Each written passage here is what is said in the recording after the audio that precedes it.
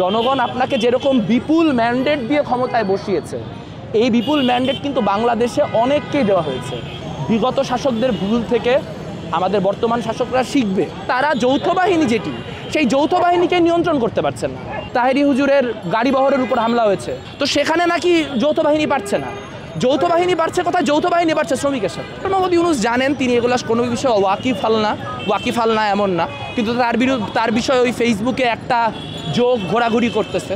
তো ওইটা ধরেই বলি যে ইউনূস সাহেব আপনি হিমু হয়েন না, মানে আপনি খালি দেখবেন, মানে আপনি কিছুই করবেন না, আপনি খালি বিদেশে ঘুরে ঘুরে এই বয়সে রাষ্ট্রপ্রধান হয়েছেন সেই আনন্দটা করবেন, বা মাঝে মাঝে মিডিয়ায় দুটো কথা বলবেন। এইভাবে রাষ্ট্র চলে না। আপনি জানেন যা হচ্ছে অন্যায়, আপনি জানেন যা চলছে এভাবে চলতে পারে না। আপনাকে সেই দায়িত্বটা নিতে হবে।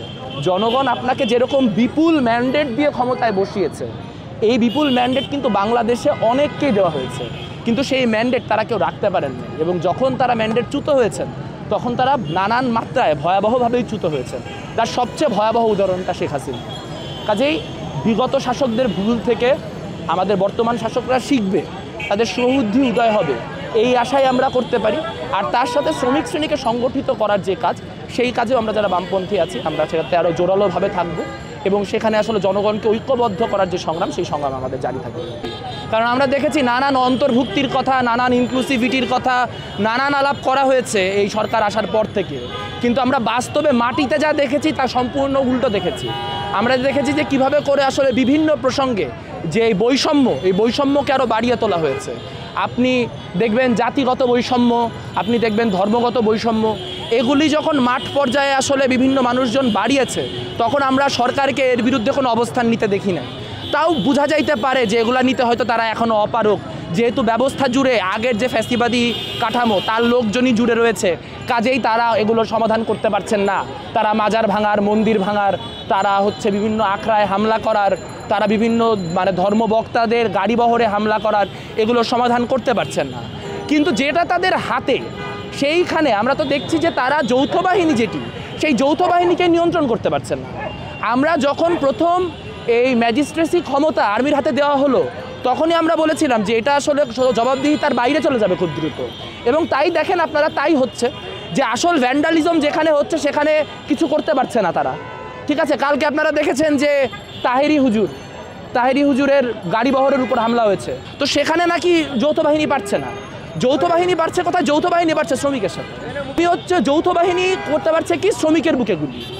তো এই যে আজকে শ্রমিকের উপর হত্যা হলো, শ্রমিককে হত্যা করা হলো, এই লোকটার চাওয়া পাওয়া কি? সরকার বলছে সরকার দাবি মেনে নিয়েছে। দাবি কি? যে 5 তারিখের মধ্যে বেতন শোধ করতে হবে। এখন এই দাবি যদি সরকার মেনে নিয়ে থাকে, আমার কথাটা বুঝছেন, তাহলে যে 5 তারিখের পরে বেতন দাবি করছে, গত 3 মাসের বেতন দাবি করছে, সরকারের তো তার পক্ষে থাকার কথা।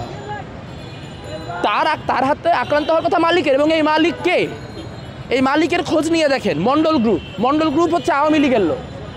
তো আওয়ামী লীগের ফ্যাসিবাদের দালাল যেই মালিক, সেই মালিকের কথায়, সেই মালিকের স্বার্থ সংরক্ষণ করতে আপনি কি করছেন? আপনি শ্রমিকের উপর গুলি চালাচ্ছেন। তো শ্রমিকের উপর গুলি চালানো সহজ, কারণ শ্রমিকের তো কোনো নিজস্ব ভয়েস নাই, শ্রমিককে তো কেউ মিডিয়ায় দেখাচ্ছে না। আমরা শিক্ষার্থী, আমরা শ্রমিকের কথা বললেও তাও আমাদেরকে মিডিয়ায় দেখা যাচ্ছে, কিন্তু যে শ্রমিক তাকে তো মিডিয়ায় দেখা যাচ্ছে না। ফলে তাকে যে কোনো রকম ট্যাগ দিয়ে এবং তাকে হত্যার যোগ্য করে তোলা তা খুব সহজ, এবং এই সরকার খুব দুঃখজনকভাবে সেই পুরানো সরকারগুলোর পথেই হাঁটছে এবং সেই কাজটি করছে। আমরা বলতে চাই এটা দুঃখজনক, এটা ন্যাক্কারজনক।